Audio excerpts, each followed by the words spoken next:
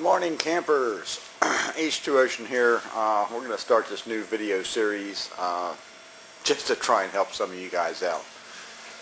I bought this wonderful little camper. It is a 1995 Flagstaff by Cobra. Don't pay attention to any of that. It looks a lot better than it really does in the picture here. Anyway, long story short, we bought it for $300. It had an air conditioning unit on the roof that worked, and figured I could get my $300 back out of the air conditioning unit, even if it was totally trashed. I looked at the floor pan and all that. All the floor is good. The interior is in pretty good shape. I used to have a Apache, like a 72 hard side, which was all fiberglass. Was very, very nice, but it was very, very heavy. I don't have my truck anymore. I just got a car. So I found this neat little thing. Figured $300 bucks, we'll take a chance on it. Brought it home. I knew it had one little bad spot in the canvas. That's why all the canvas is down off of it. We sent that out to a nice place in, I think, Wisconsin to see if they could repair it. And then we started looking at this, which is our lovely roof. Have a gander. Biggest problem with the roof, all four corners were broken. And we have pretty much everything rotted out on all four corners. When I looked at it originally, the only real problem that I saw, this side everything was tight, this side everything was kind of loose, and it was just Luan. There's a nice little pile over there for you to look at. Figured, 1/8 inch Luan, throw another piece up, we'll be good to go. So, unlike in the 70s when they made things to last, this is a 1995, and there's our nice little corner bracket there, and there's a nice little corner bracket over there. If I can get a good shot of it, which is absolutely the most worthless piece of crap I've ever seen in my life. Try to hold a camper together with that and 4 little plastic pieces, and this is what you get: a bunch of leaks and a bunch of rot. So we're going to make an attempt. We've removed the air conditioner from the hole. It's over there on the side. We've got a piece of wood here in the middle that I'm sure we're going to replace. But we started on the end that was the worst, because we have all four corners rotted out. And particle board. Everybody loves particle board. Glue holds up so well under the weather. And everything pretty much in the center is solid. As soon as you get to the corner, it's all toast.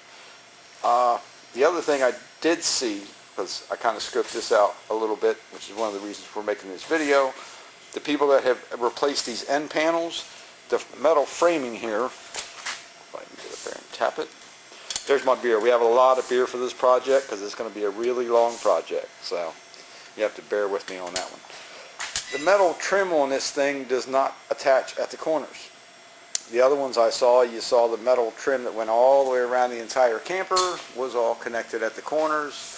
And they just pretty much put a new piece of wood in. The 2 issues I found, there is absolutely nothing holding the corners of this camper together. They just flap in the breeze, other than the cheesy ass piece of plastic that holds it together. And back when I guess you could buy poisonous stuff, this piece of wood here is actually glued to the bottom piece. It is fairly structural aluminum, I guess you would say. Skin, outer skin. So we started kind of picking at it. This side, as you can see, pretty much just kind of started falling apart. So it was pretty easy to start ripping that side off. When I got down to this side, if you try and pry it off, I'm just going to bend this little sheet tin to death on the other side. So our first attempt is going to be take a saw and just slice this into like 1/2 inch wide bands that we can peel off of here. So we're going to work on that end. We're going to work on the other end. And then we're going to see what we can possibly do on these wonderful corners. We'll just fall apart lovely for us. The frame, as far as I can tell on this, is a nice wooden square rail. It has foam glued to it, and then it had just a 1/8 inch Luan glued onto that, and then we glued this crappy plastic, doesn't it look nice, roofing on top of everything else. So we're going to start deconstructing it and reconstructing it.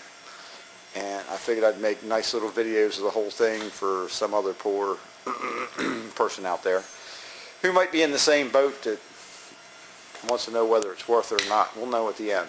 I really like the size of the camper. It's light. I can tow it with my little car. It's just me and my son that go places, so I don't need a whole lot of room inside. It's pretty much what I need, and for $300, you know, who could go wrong? Well, that'll be determined. So we'll see what we have in it by the end. Hopefully it'll be nice. I'm still waiting. There was one little panel for the top that I needed replaced. I didn't think it was a big deal when I tried the local sales shops. I'm right on the Chesapeake Bay, so there's tons of canvas shops here. And as soon as you say camper, they all look at you and go, oh no, we don't do that. Because I don't know why. Evidently it's extremely elaborate to put a camper top together. So the people that want $1,000 for a camper top, I guess they earn their money.